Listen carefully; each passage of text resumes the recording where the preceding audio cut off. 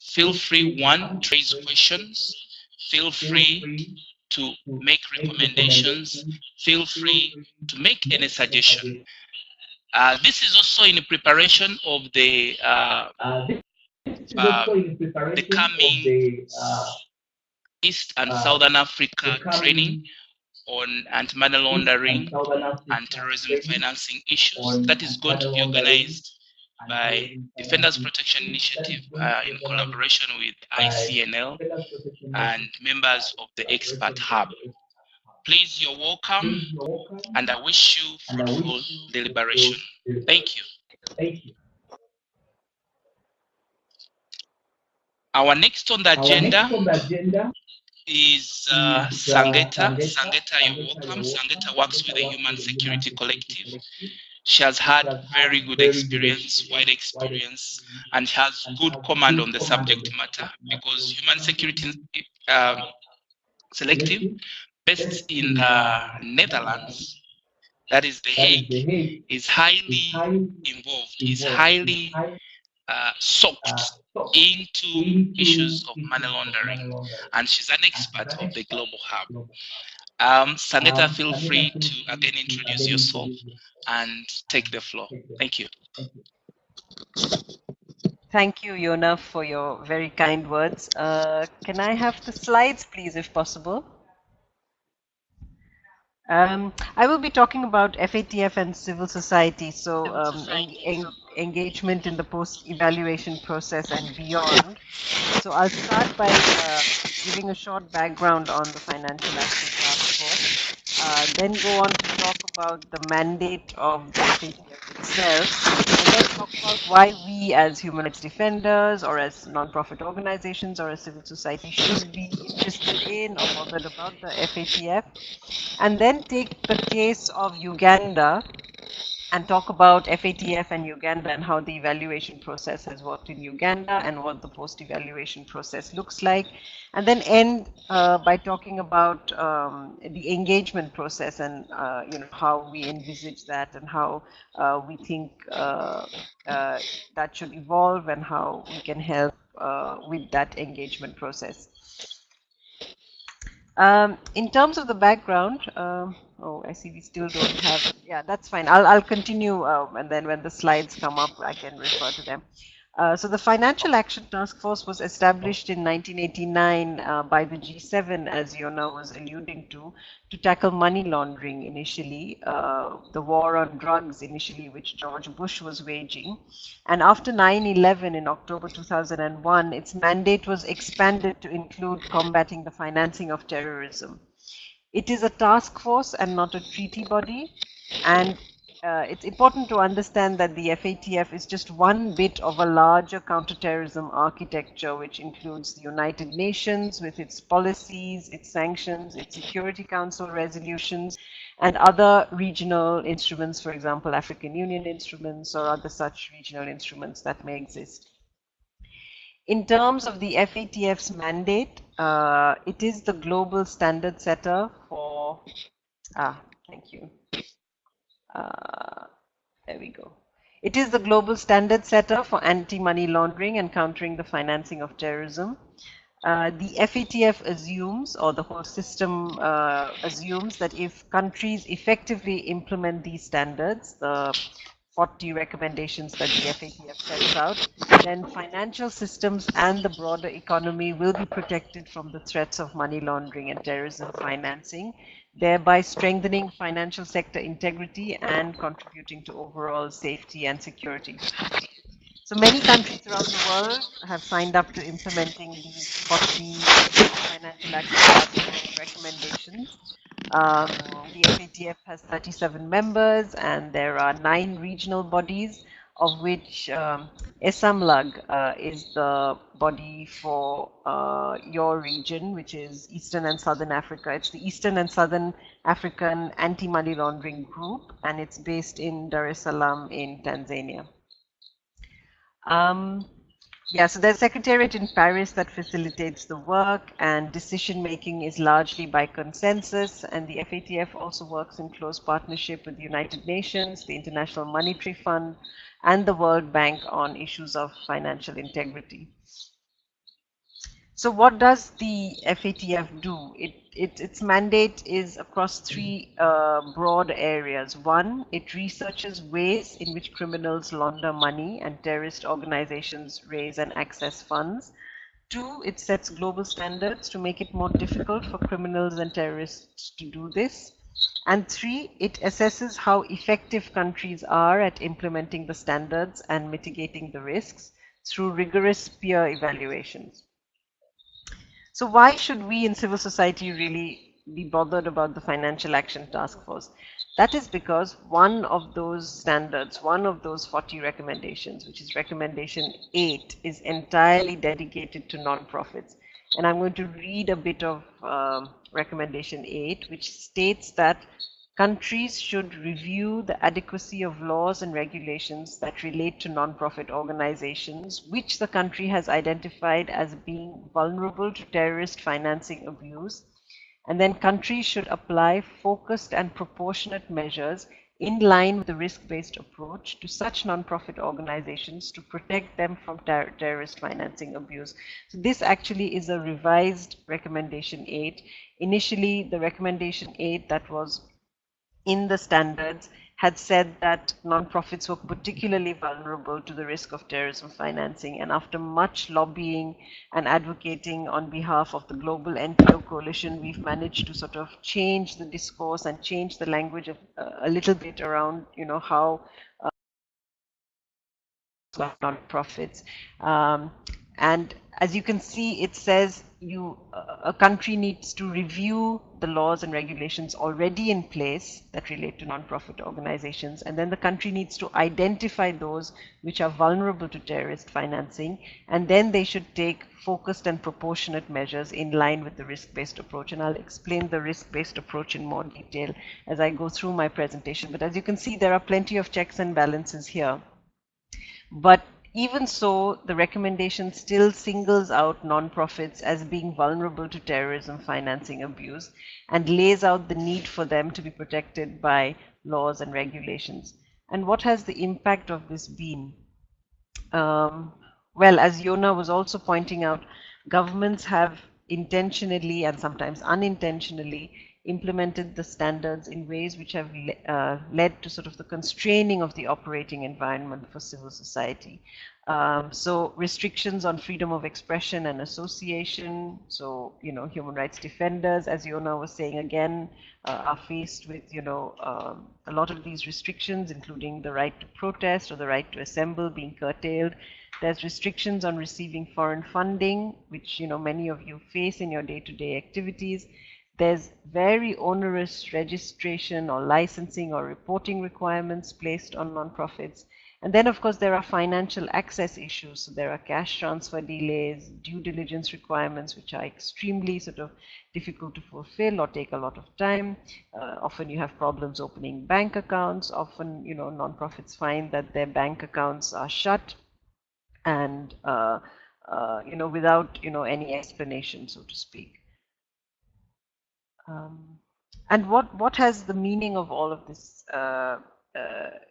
What has been the meaning of this impact? So, while for all intents and purposes, the anti-money laundering, countering financing of terrorism measures are meant to protect the financial system from abuse, the interpretation and implementation of these measures in the countries has produced various unintended consequences and lots of policy incoherences which impact, your daily work as a nonprofit organization. So it could impact what you do as a human rights defender. It impacts overall the rollout of, the UN Sustainable Development Goals. It impacts the financial inclusion agenda. It impacts civic space in general, which is shrinking worldwide. And of course, it also impacts, ironically, the countering and preventing violent extremism agenda, because at the end of the day, it is small community-based organizations who are working on, these issues. And if they can't, operate, if they can't open bank accounts, if they can't receive money, then, they cannot do their work and cannot counter terrorism on the ground. So, conversely, they're the ones who are impacted by these measures. And of course, not all not all NPOs are high risk, says the FATF, and some may present, little or no risk at all. And I find this diagram, which we've come up based on the FATF recommendations, to be quite useful. So if you have the entire NPO universe at the bottom of the triangle, you have the NPOs or the nonprofits as defined by the FATF slightly higher, and they define nonprofits as a legal person or arrangement or organization that primarily engages in raising or disbursing funds for purposes such as charitable, religious, cultural, educational, social, or fraternal purposes, or for the carrying out of other types of good works. So according to the FATF, advocacy groups, for example, or human rights defenders are not at risk of terrorism financing. It's only organizations that engage in raising funds or disbursing funds. So, humanitarian organizations, for example, that work, close to conflict zones, who are sort of more likely to be in the risk category. And then out of those organizations also, governments need to determine which are likely to be at risk of terrorist financing, because not all humanitarian organizations working, in difficult situations will be at risk for terrorist abuse. And this determination of who is at that top of the triangle can only be carried out, can only be determined after a risk assessment is carried out, either as part of the national risk assessment or as part of a standalone exercise. I have a couple of slides on the mutual evaluation process, but I won't go into that in much detail, given that my case study is Uganda, and Uganda has gone through the mutual evaluation process a while ago. But suffice to say that initially it is quite a long process. There are the evaluators come from peer countries, so it's a peer evaluation, come from neighboring countries, usually from the same FATF style regional body. So in your case, in this case, it would be, in Uganda's case, it would be SAMLAG. And usually they have backgrounds in justice or financial services or financial intelligence, and they could be joined by, the IMF or the World Bank, for example. And initially they do a technical review of laws and regulations relating to countering financing of terrorism and anti-money laundering that are already in place in the country. And then they go on to look at the effectiveness. They have an on-site visit which could last, 1 to 2 weeks. And during that on-site visit, they look at the effectiveness of the laws and regulations that are already in place. And they meet with various government officials, and they meet, including non-profits, to discuss the effectiveness of the AML CFT system. And then they produce a mutual evaluation report, which is then adopted and published by after it's been ratified by the plenary.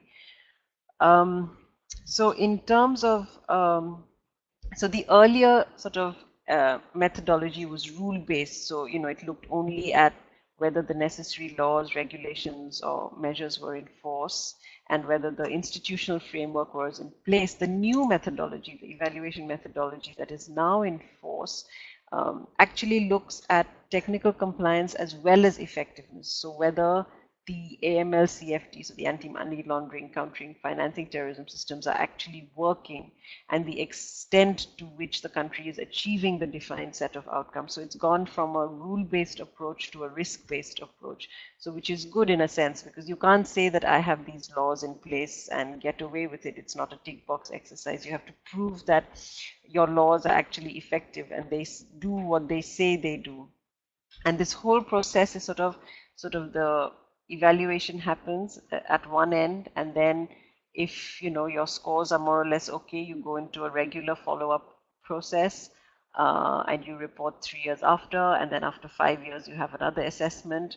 But if, as happened in Uganda, and as I will describe, you get low scores, low marks or non-compliant ratings, then you go into an enhanced follow-up process where you have to report twice a year, and you need to act immediately on the recommendations set out in the report.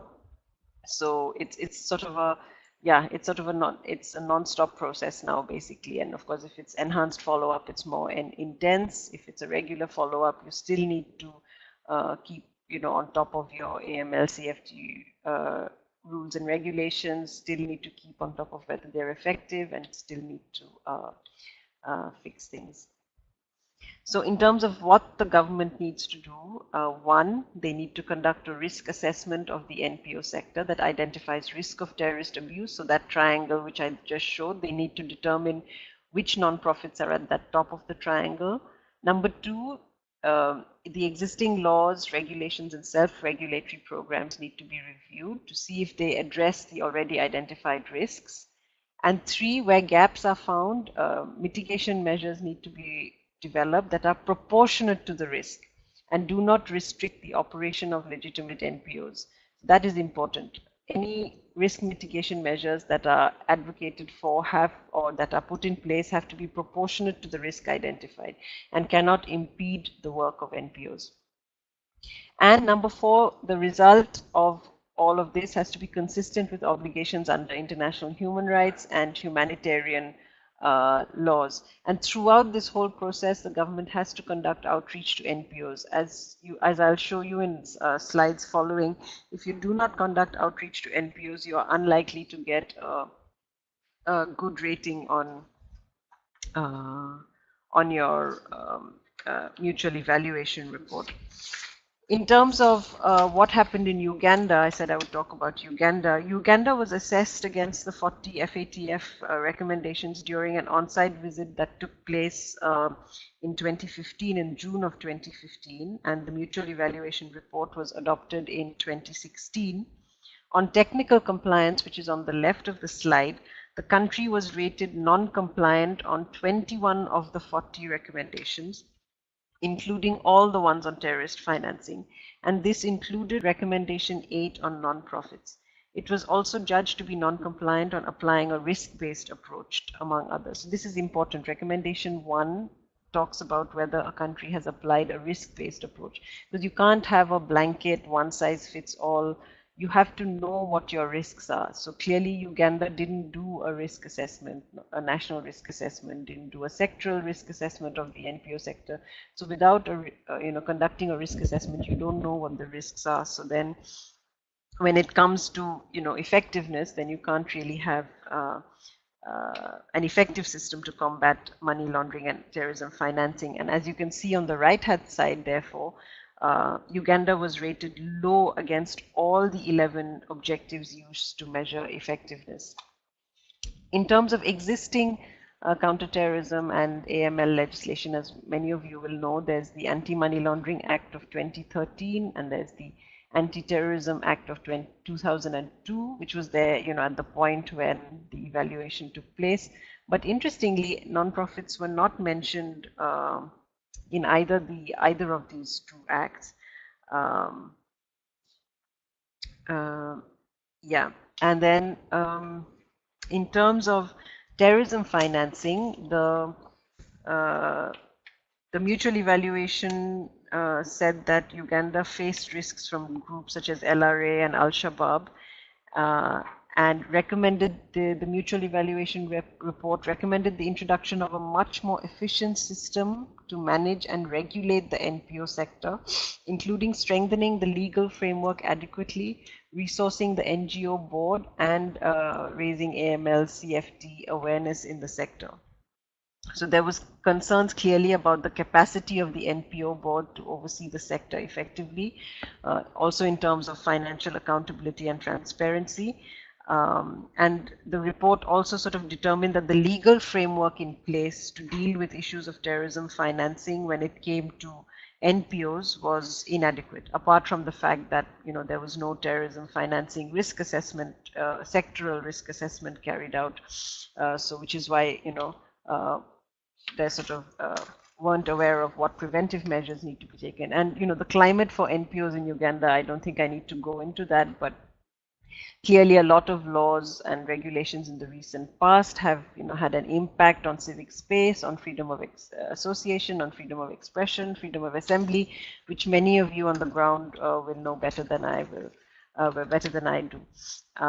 So what has the impact of the mutual evaluation report of 2016 had on national laws and regulations and on sort of the follow-up process, the extended evaluation?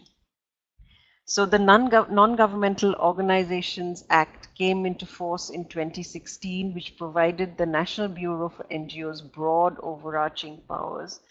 And this was done obviously to bring it in conformity with the international AML CFT standards. And the National Bureau of NGOs has been given broad powers, including the power to refuse to register an NGO, the power to revoke an NGO's permit, a power to say how and where an organization may carry out its activities, how it should be staffed. Freedom of association and expression is also sought to be curtailed with a system of permissions from monitoring bodies at the local and district level, which I'm sure many of you are faced with. There is a problematic narrow definition of NGOs. The National Bureau is given overarching powers to warn, suspend, or blacklist organizations. And most problematic, I think, is Section 44 of the NGO Act, which states that no organization should, and I quote, engage in any act which is prejudicial to the security and laws of Uganda, or dignity of the people of Uganda. So it gives the NGO board immense discretionary power, and that is a direct result of the government sort of trying to conform to international AML CFT standards, but sort of going sort of over the top and issuing blanket rules and regulations. And then the Anti-Terrorism Act of 2002 was also amended in 2015, and again it was stated that the amendments were made in order to fulfill the country's obligations to the FATF. And people have long made the point that there is more than just a correlation between FATF evaluation and national regulation, and the case in Uganda proves it, that there is causation really between national laws, regulations being changed, and the FATF evaluation. So of course, as I was saying, Uganda has been placed in the extended evaluation process, and needs to report biannually for the next 5 years. It carried out a national risk assessment. I don't believe we have any access to the outcomes. I don't know whether DPI knows any differently, but it is not clear whether NPOs were involved at all in the national risk assessment, and whether you know what the result of that assessment was. As of 2017, November 2017, Uganda is no longer subject to the FATF's monitoring process because they are happy with some of the progress being made in terms of compliance. So I think the pressure will be off for a bit. And coming to my last bit on engagement, I think it's important to engage early and engage continuously, and this applies, to both government, to both the FATF-style regional bodies, and to NPOs. And especially for NPOs, I think engagement should be with the relevant government bodies, with ministries, with the Ministry of Internal Affairs, in the case of Uganda, with the Financial Intelligence Unit, which I know DPI has been doing a lot of work with. And governments and people like SAMLUG may find it easier if there's an already existing NPO coalition or an NPO umbrella body working on the issue, such as the NGO Forum, for example. And I think it's important for nonprofits to document and widely disseminate already existing regulation and laws relevant to the topic, sectoral self-regulation measures and how they're effective.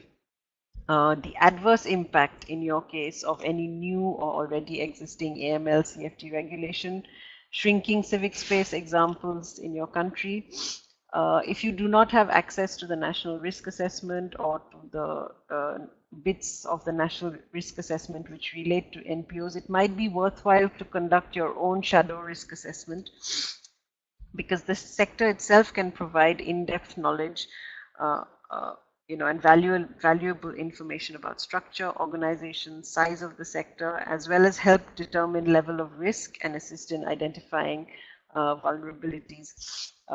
No outreach to NPOs often means a poor rating on recommendation 8. We've seen that in many countries. I won't go into the slides I have on that, but if countries do not conduct outreach to NPOs, it's more likely that they'll get a non-compliant on recommendation 8. And I think it's useful to ensure that governments are aware of that.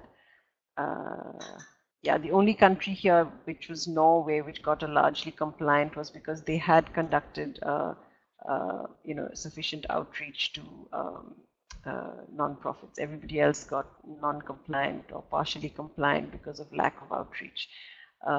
Yeah, and governments are often happy to have NPO partners who are aware of and the risk, who are aware of the issue. So I think it's useful to do that. And again, just on my last slide, I think the risk of not engaging is that NPOs then you'll have no say in defining or encountering possible mitigation measures proposed in the National Risk Assessment, and you might be subject to further laws that further restrict your operating space. So I think it's useful to engage. With that, I'll hand over to Yona. Sorry, I took more than was allocated, but over to you, Yona. Thank you.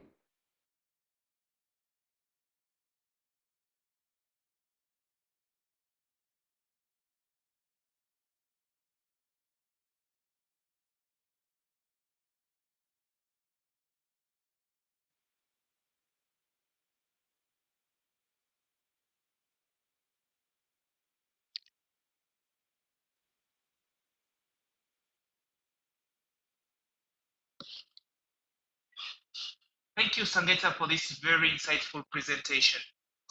You've actually taken us through the process. You've highlighted aspects of the impact, given recommendations, and also pointed out the risks for not engaging, to me, which are key.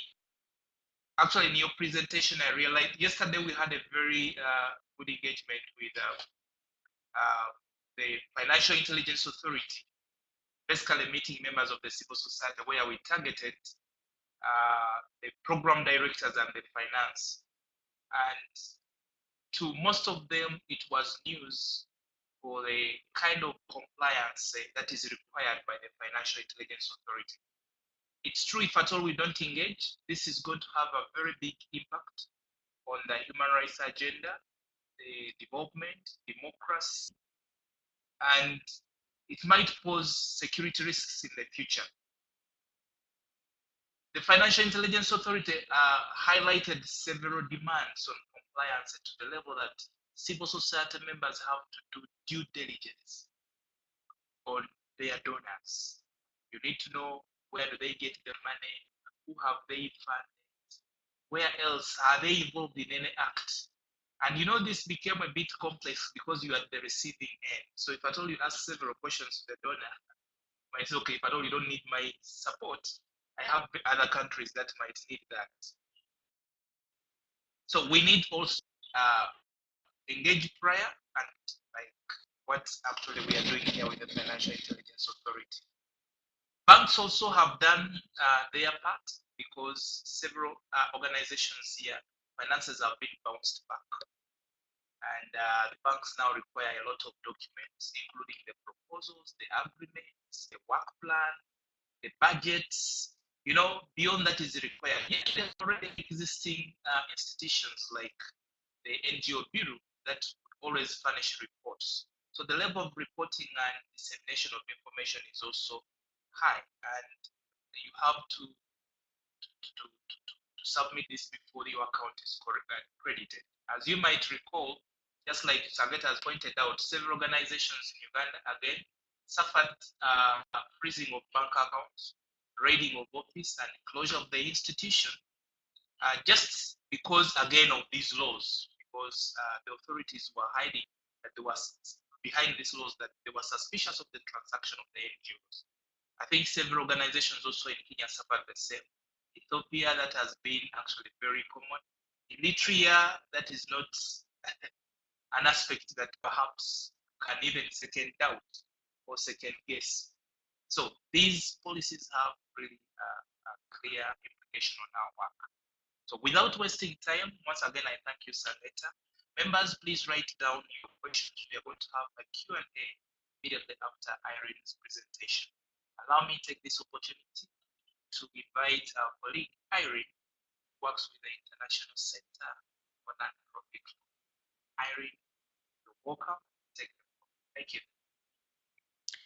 Thank you very much, Yona, EPI, and also to the Human Security for allowing us to be part of this webinar, and welcome to all the participants. I hope that people can hear. My job is really to try and broaden the discussion a bit. We've heard a lot about the technicalities of the Financial Action Task Force and the evaluation processes.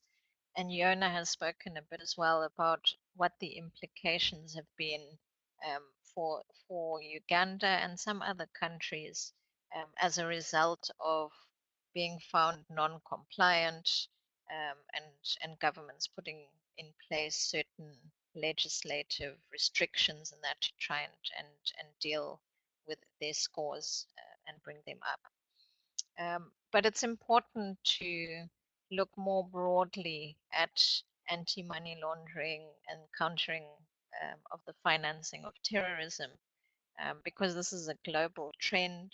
It's something which has been closing space for civil society for some time now, since September 11, and with the advent of FATF extending its mandate beyond anti-money laundering. So we need a civil society to be looking out for the trends, what the impact is actually on civil society as a sector and on individual NPOs, because a lot of what happens then affects the way that we're able to operate. So I intend to look at just some general civic space trends, and then how those trends relate to AML, CFT laws, and then to question how we as civil society can respond to these trends and the laws that we see. So if I start with the general civic trends, in the period between 2012 and 2017, globally we've seen 83 countries having put in place or proposing restrictive initiatives through various types of laws. And more than double the number of these initiatives have been restricting the rights and space of civil society rather than enhancing the ability of civil society to do its mandate and to play a positive role. And a total of 159 restrictive initiatives were enacted during that period. So that is the global picture. And if you look at Sub Saharan Africa, of those 159 initiatives globally, 38 of them were in Sub Saharan Africa in 19 different countries. So it's spread around a lot of the continent, but it's not something which is just a regional or a continental trend. This is something which affects all regions, which is why it's important to have global collective responses.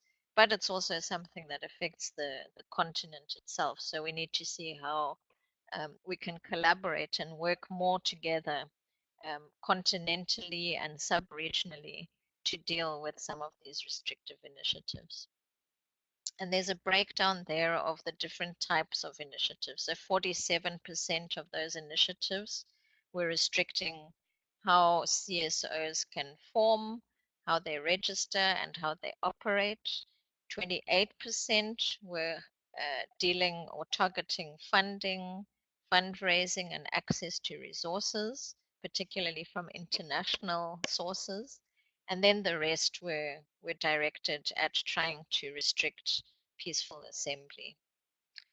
The different types of laws that were used to restrict civic space, and I'm sure that many of you have got experience of these different types. There's the life cycle legislation, which is your NGO laws and regulations and policies.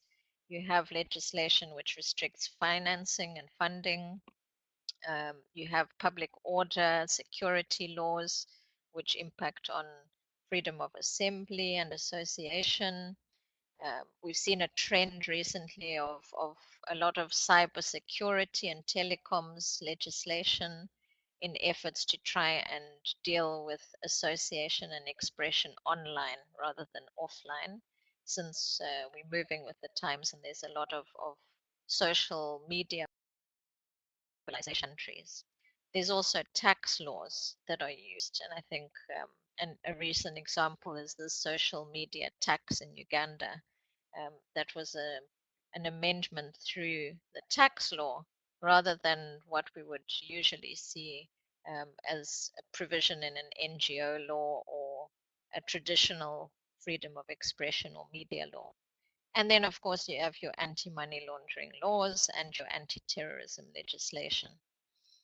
And it's not just laws that are used, but governments use other tactics, which I'm sure that many of you are familiar with. They have restrictive administrative practices. They don't comply with procedures. Increasingly, we're living in very securitized environments where there's a lot of ad hoc counterterrorism measures, and there's a lot of surveillance and cyber attacks. So why is this important? Why should we look at the bigger picture? I think the main reason is because anti-money laundering, counterterrorism financing, and other measures are just another kind of something in the arsenal of governments in the way that they choose to shrink civic space. So while there's legitimate reasons for fighting or preventing terrorism, and civil society should be part of that, what we've seen is that governments really use it as an excuse or a justification, not for doing that, but to restrict the operations of civil society, particularly those that are critical of governments, those that speak out or are political in inverted commas. And then with the advent of the FATF processes, governments have been able to use compliance with FATF and the recommendations as a justification to pass these restrictive laws. The laws that are passed, some of the regulations, often impact on financial transactions.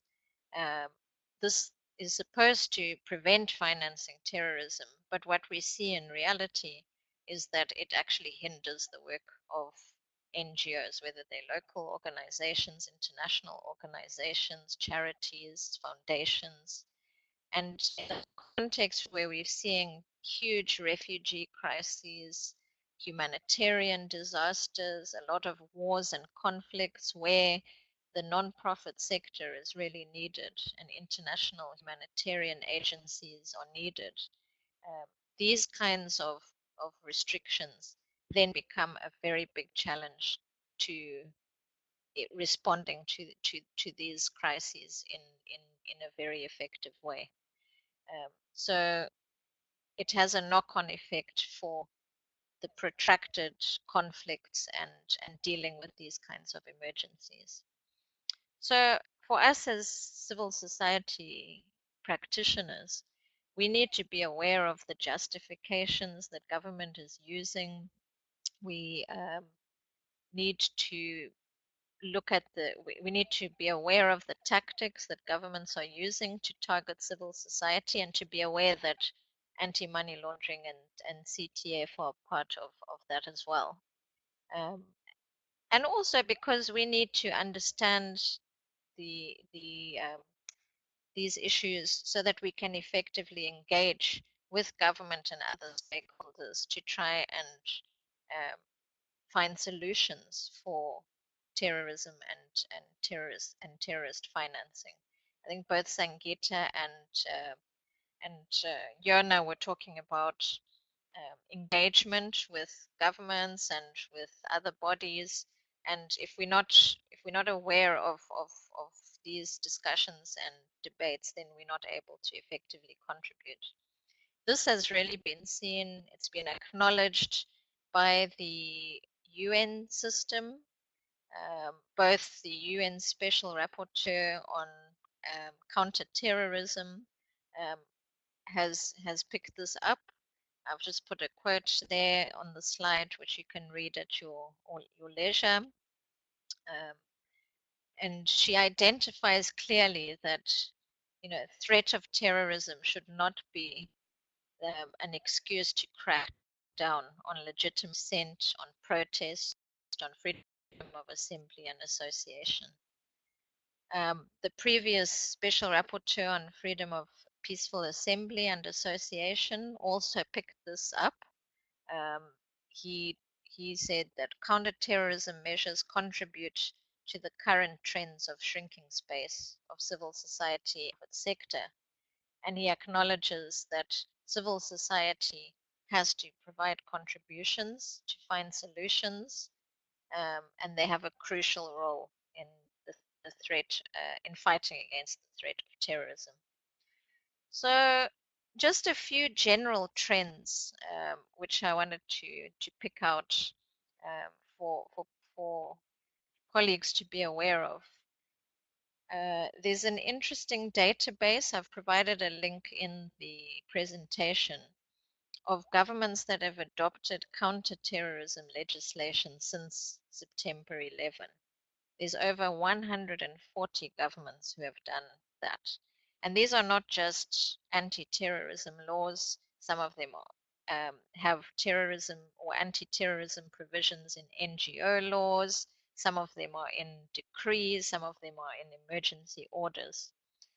And if you have a look at that database, you'll see that there's a long list of countries from Africa and from other regions as well. I think about 21 or 22.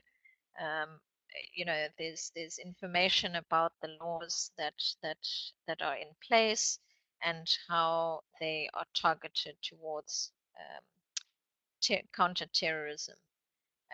But we need to look a bit more closely at what the impact is of those laws.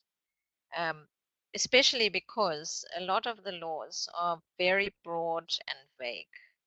So you have very wide definitions of terrorism in national legislation. Sometimes they include within the ambit of terrorism tarnishing a country's reputation, defaming the state, undermining national security.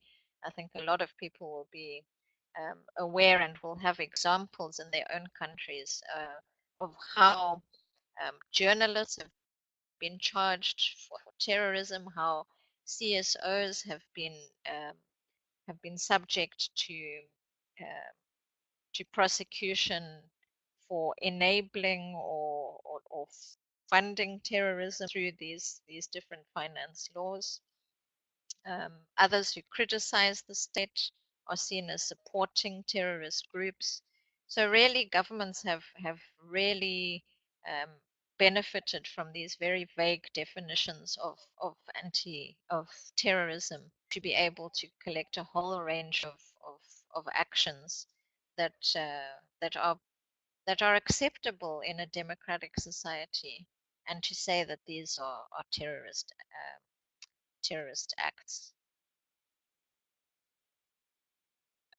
A huge of the trend as well is that these laws are often they're not compliant with international principles and standards, and they further narrow the space for civil society. The laws are very often used to target specifically minority groups and indigenous representatives, and temporary emergency security measures often expand the limits of traditional rights. So perhaps an example of, say, there's an election period and there is measures that are put in place to limit the right to protest, which are, necessarily they, you would be allowed to protest, but now you're constricting that right even further on the basis that there's an election coming or something like that. Again, the issue of foreign funding comes in.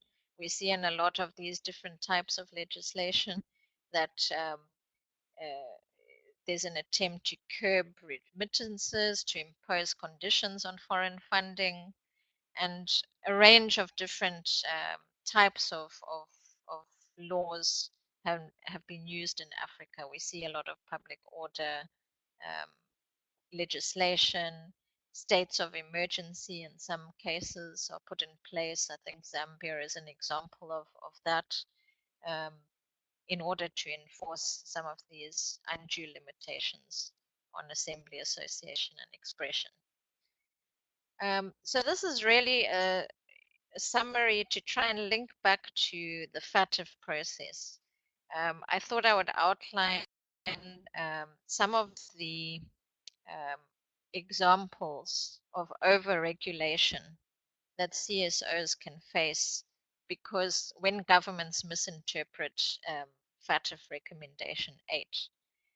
So you would feel free to look at website, see your country and how it has fared in these evaluation processes, and then look at the legislation and see whether any of these issues would be relevant in your case. So in some cases, governments will introduce very complex registration requirements, which are over and above what is needed for registration. They're unnecessarily burdensome. They're disproportionate to the risks, but government will say we need to have these requirements in place because we're trying to comply with anti-terrorism measures, or at least narrow the risk of terrorism.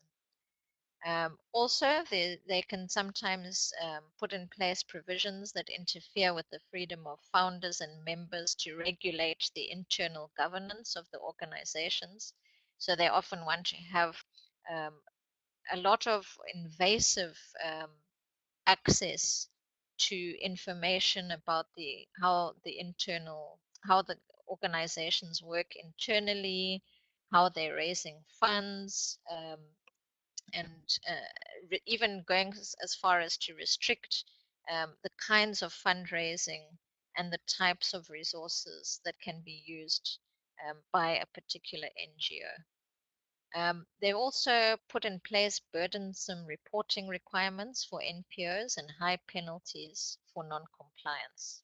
Again, this is justified by saying we need to have information about what NPOs are doing, so that we can be sure that there's no risk that they are supporting or engaging in anti-money laundering or terrorism financing.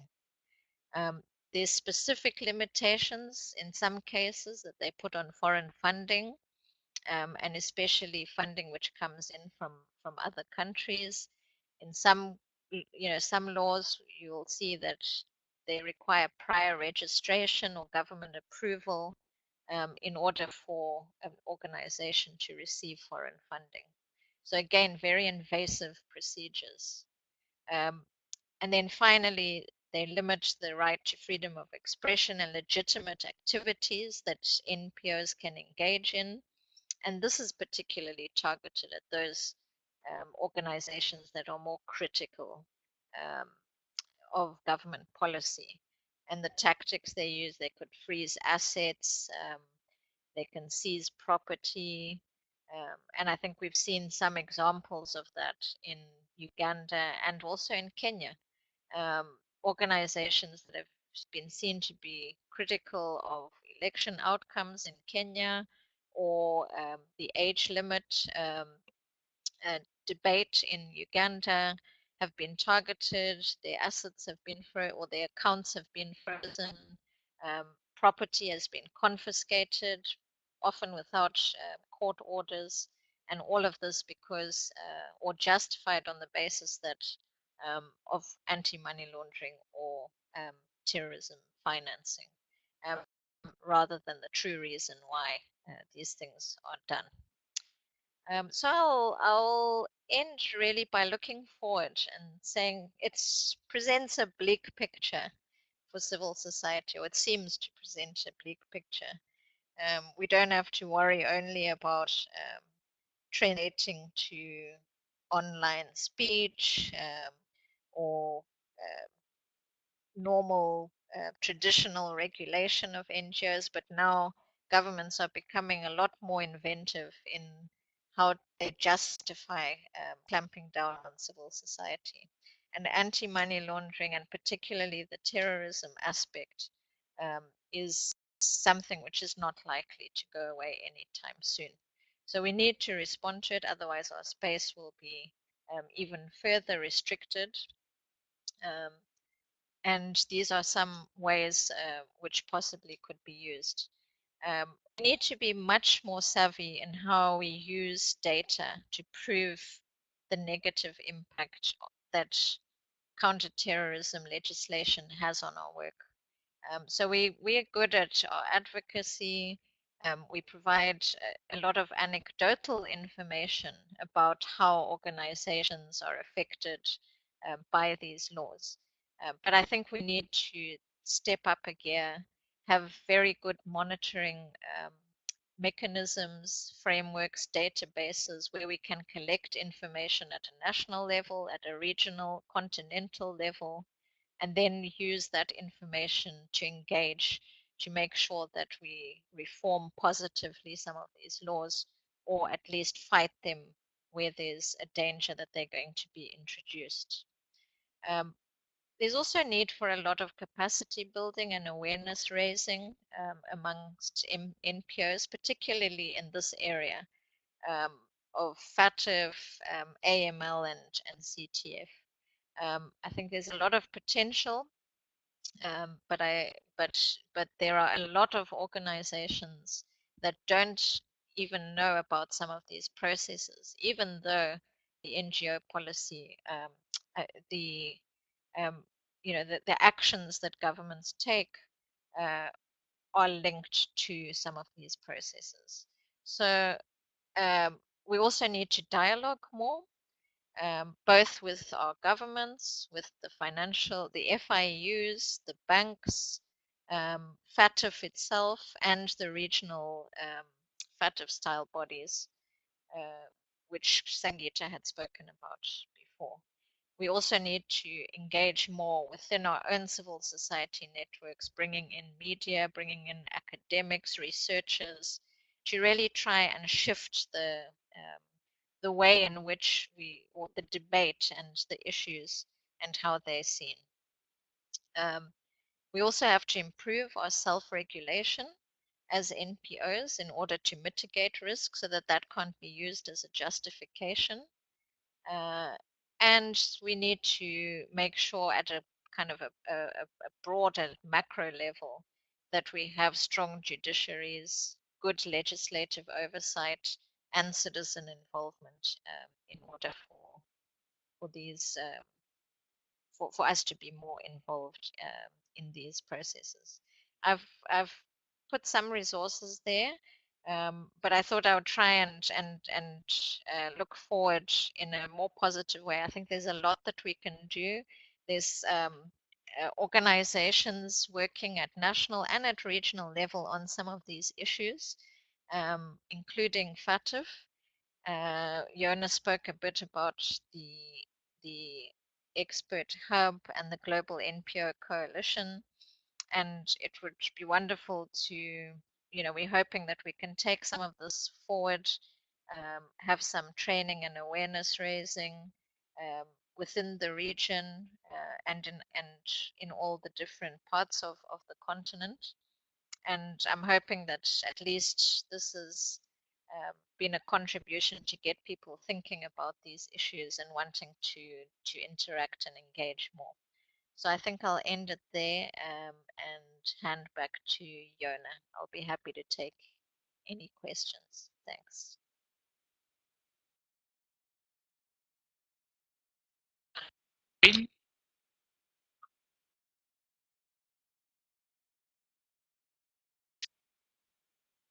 On a broader perspective, a regional perspective, sub-regional perspective. so insightful in respect to the statistics given, the space and the strategies that perhaps would be perpetrators use, the laws and tactics, the trend and incidences, and the encouragement that we need to monitor, build capacity, engage with stakeholders, and more other recommendations that you've given. Aware of the fact that this was to last for 1 hour, we are almost short the time, but we began late. I would request members to allow us proceed for at least 20 minutes to take questions from the participants hearing, and the panelists do respond to some of the questions. Thank you once again, Sangeta. Thank you, Irene, for this very healthy submission. So we are going to open mics for everyone. Please raise the question, and I encourage the presenters take note of the questions and respond therein. This session is to take only 10 minutes, so just be precise, direct to point. Thank you. Hello? Is there anyone online? Hello?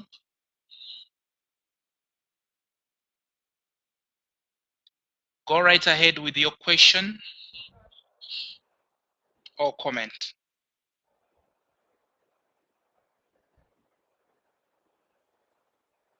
Hello. Yes, hello? Yes. So, Mulsid, currently in South Africa. My question goes to, I saw Otto doing from Ford Foundation. You know, it's quite very interesting. So my question, not considering the fact that Ford Foundation is a grant-making organization that gives out grants. So donors, what steps do they have to empower NGOs better understand the different risks they are likely to face regarding the various domestic anti-money laundering and counter-terrorism financing architecture in the respective jurisdictions where they actually give grants? So the question is directed to Mr. Otto from the Foundation. Thank you, Mulshid. I think you are hijacking Mr. To. He's not one of the panelists, but I think he can use the platform to respond to the question. Thank you. Any other person who is online who would wish to ask a question?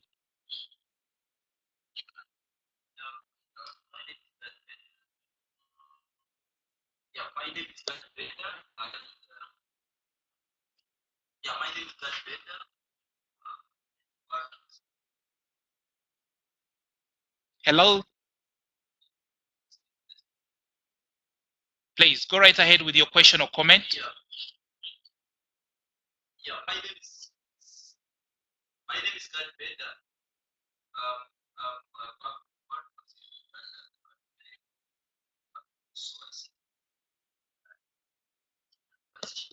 have one is when you look at the presentations between both by Hello, I think we are not getting your question, Mr. Gad.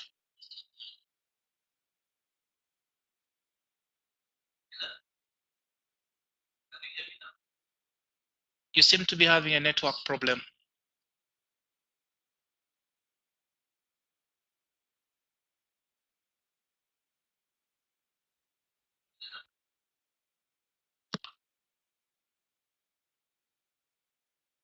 Can you please type your question, Mr. Gad, and feel welcome to point out who should respond to the question. Thank you.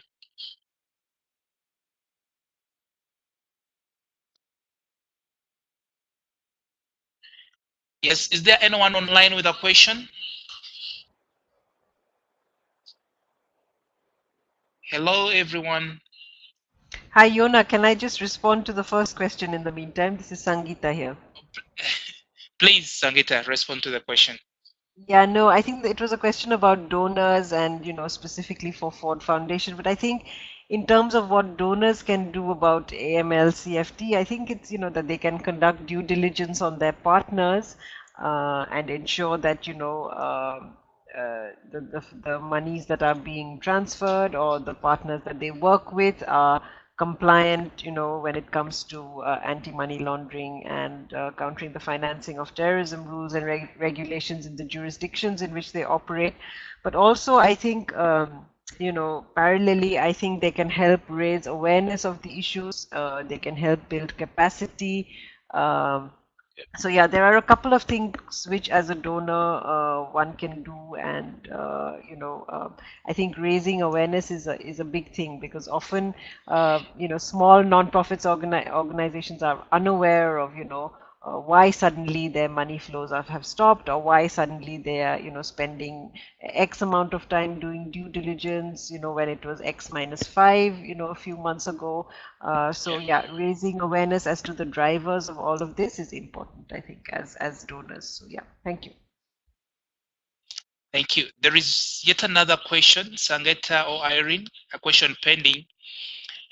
Raymond Kagere would wish to know which countries in the Sub-Saharan Africa region are more vulnerable to money laundering and counter-terrorism financing.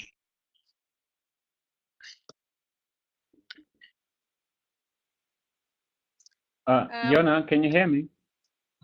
Yes, I can hear you. Otto, yes, you're welcome online. Let me attempt to, since Sangita already tried, answered part of the question that had been raised. As for one of the areas that we are exploring at the present moment is how to work or how to support civil society who are working in spaces that are closing or that are shrinking. And one area, the reason why I'm actually on this webinar is to understand the various initiatives that are being undertaken by some of the groups that we work with and those that we do not work with a view to inform us on where are some of the gaps. So one of the things that I wanted to get from this conversation is what are the gaps that are out there and where could we possibly come into, to provide support. Due diligence, yes, we do conduct it for most of our grantees, because as a US-based, US funded and founded foundation, we have obligations to, to the US government insofar as the use of these funds are concerned. But beyond that, I think what I'm hoping for is to get some sense of what are the gaps that at least we can start a conversation on the continent and in particular countries where we program. Yeah, thank you. Thank you, Otto, for that question. Sangeta or Irene, are you in a position to respond to some of the questions raised? There is a question by Raymond Kanegene, and now the question by Otto. What are some of the gaps? Perhaps I'll build on your submission. Thank you. Yeah, I mean, in terms of Raymond's question, in terms of which countries, I think, countries have different vulnerabilities, and I think what the Financial Action Task Force is trying to get each country to do is to assess risks, the risks which each sector faces, to assess the vulnerabilities of each of the sectors, and then to come up with mitigation measures which are based on those risks and which are proportionate and which do not impede legitimate activities. So I think in that sense, I think different countries face different risks, and it's up to the governments to then sort of assess those risks and come up with appropriate and proportionate mitigation measures. I think, Irene, if you have anything more to add on this. Thanks, Sangita. I think yes. I think you've covered that. Okay. Maybe just to respond to some question, one of the questions that has been raised by Otto, what are the exact gaps? In our engagement here in Uganda, at a national level, and also with the Financial Intelligence Unit, which is the Financial Intelligence Authority, we've realized that there is a lot of deficit at the level of awareness of, one, the anti-money laundering and terrorism regulations and policies, obligation and compliance issues on part of the civil society. So there is need to raise awareness on some of these key regulations for the civil society, not, allow me use the word, not to fall victims. The other is documenting, doing a research, or rather documenting and carrying out advocacy with the objective of pushing back against restriction, because some of the laws, some of the practices as well of these authorities or the financial intelligence do not follow due diligence. But how can we document this and push back as civil society? The other gap is that there is there is limited national initiative and regional initiative in one, getting to understand and getting to work as partners strategically together. The other aspect that perhaps we might need, or that is clearly coming out as a gap, is that civil society in most of the countries, or in reasonable number of countries within the region, basically would have limited interest to work with the Financial Intelligence Authority. That's why in one of the recommendations of, I think, Irene and Sangeta, they were saying that we need to engage and engage in time. Now, if at all you engage in time, then you are part of the process and you get to understand the dynamics, you get to understand the highlights or anything that can be used against you. So we need to engage, reach out to the sector, because the sector is not reaching out to us. And this will help us to participate in all the risk assessment, evaluation of the process. Then the other aspect, the other gap is that few countries have carried out risk assessments of the sector. Actually, I know none in the Sub Saharan African region. Maybe if the Financial Intelligence Authority are not carrying out the assessment, then we can do self-assessment as the sector. And if at all we do the self-assessment as the sector, then this can be a basis or a ground or a tool for advocacy, for repealing of the laws and making some amendments to favor out to free our workspace. Precisely, those are some of the aspects perhaps right now I can highlight. Internal compliance as civil society is also a gap.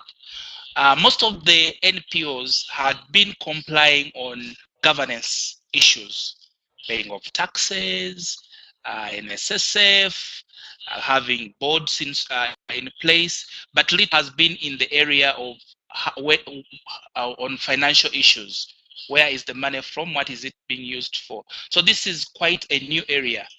Now, there is need also to support civil society besides compliance to come up with internal policies, like internal policies on money laundering and terrorism financing. I think this will give us a better basis on advocating for non-restrictive environment. I don't know either I've tried to respond to your question, Otto. Thank you. Yeah, Yona, this is Sangeeta here. I just see a couple more questions which I would like to respond to. Yep. Yeah, I think one from Raymond, which talks about, are there any other victims of AML, CFT laws to which we can work together in engaging around the situation? Yes, we have been doing that. So, for example, the money transfer operators, the Western unions of the world, for example, are also impacted by AML, CFT regulations. And we have this at the FATF. There is the annual private sector consultative forum, of which we attend every year, and as NPOs we now have 4 seats on that forum. So we are able to then talk about the problems which different sectors, different parts of the private sector are facing as a result of these AML, CFT laws, and we are trying to work together and come up with solutions, or come up with ways of engaging that may mitigate the problems we now face. And then I think Gard Benda is asking about space for renegotiation of the FATF framework. Believe me, we've been trying to do that for years now, but also I think in terms of yeah, the FATF framework itself to reduce ambiguities. They themselves know that that ill-intentioned governments use the CFT and AML laws to crack down on, civil society. Often civil society is seen as an oppositional player in the country. So, with the new introduction, I was, as I was outlining in my presentation earlier, it was a toolbox approach, a toolkit, a checklist approach. So it was more rule based. So if you if you had these laws and regulations in place, you would get a good mark. But now there's the effectiveness component of it.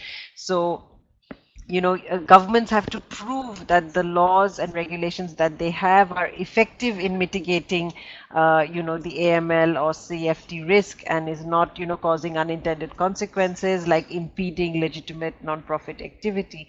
So there is this effectiveness component which evaluators are looking at now. So governments, I think, under this fourth round of evaluation, won't be able to get away with what they have been in the past. So we're hoping that, the framework in that sense is stronger now. And, so I think if we work within the FATF framework itself, if we engage within the framework, I mean, it's good to say, oh, we should do away with recommendation 8, we should do away with FATF, but that won't happen in a day. But if we work within the framework to try and, highlight the fact that, there has to be a risk assessment, sorry, it has to be effective, then we can get somewhere. Thank you, Yona. We have several questions. I think we might take only 3 or 4. One of the questions from Raymond, apart from the CSOs that okay, that one has been responded to.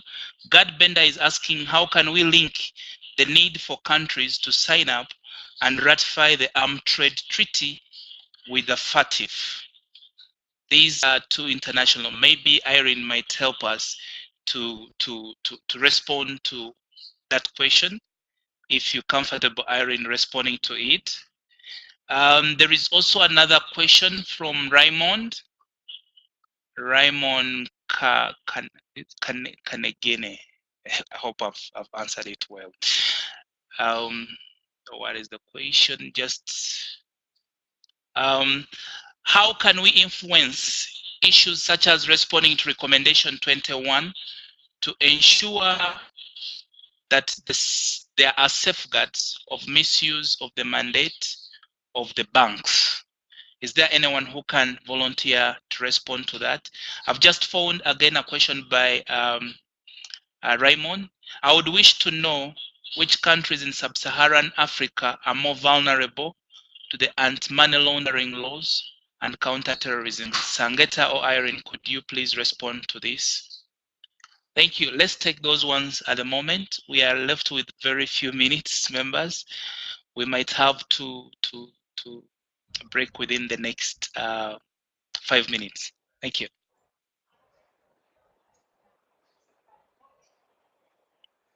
Yes, Sangeta or Irene? Yeah, I mean, I think we've answered the one about countries in Sub-Saharan Africa. In terms of, I'm not sure I can answer the one on the Arms Trade Treaty. I don't necessarily see the link. And recommendation 21 again, I think is more, the effectiveness component comes in there. The misuse, ensuring safeguards and ensuring that there's no misuse of mandates, that comes in when, the evaluation looks at whether the rules and recommendations in place are effective, so whether they're being implemented in an effective manner. I don't know whether that's answered your question, but that's the best that I can come up with at the minute. Yeah, sorry, I'm having a bit of a network problem, but yeah, the arms treaty one, I'm not, I don't think I can answer that one. Sangeeta has gone through the others as well. There's some information which I can share as well on Raymond's question about the bank officials. So maybe we can forward that afterwards. I just seen another question, but I haven't gone through it yet. Just having a look now.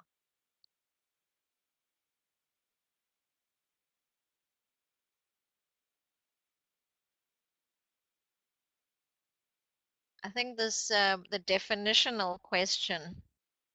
This is what I was was mentioning in my presentation, that it's because there's not a universally accepted definition of terrorism, that we then have governments being able to, you know, to exceed the boundaries of what they should when they when they when they're implementing these laws. How to come to an agreement, I'm not sure, because this is something which has been a challenge over many, many years.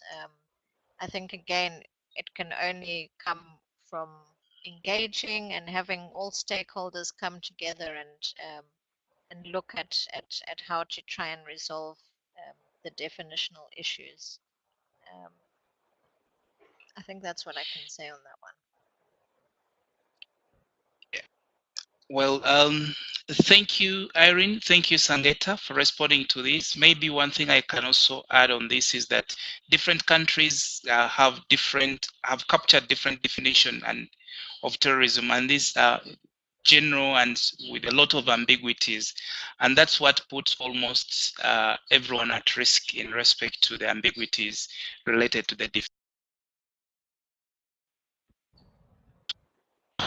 in different countries. So there is need to do perhaps an audit, a legislative audit in some of these provision of money laundering, terrorism financing, financial intelligence authority, then highlight the gaps in that, and maybe again conduct an advocacy, legislative advocacy in this area. It's something that I think we can take on as a region, but also specifically as a country from your respective areas. I would say that time is up now, ladies and gentlemen. Thank you for participating in this webinar. As I told you, that this one drives us into beginning a conversation on how basically as civil society we can engage onto this. We are also planning for further regional engagement at the Sub Saharan Africa. I think Uganda will be hosting an engagement or convening for the Sub Saharan Africa come either next month or the month that follows. And on this, we shall be having an opportunity to come up with concrete action plans that we can do in country specific, but also as a region.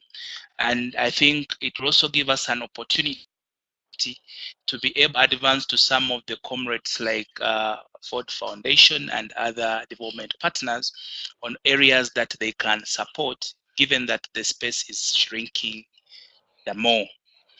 I would like to take this opportunity to thank the fellow panelists and participants for taking their time of their busy schedule. Thank you. Greetings from Uganda, greetings from DPI, and enjoy either your morning, Irene, or your evenings for those in Africa. Thank you. Thank you, Jonas. Thank you. Thanks very much. Welcome.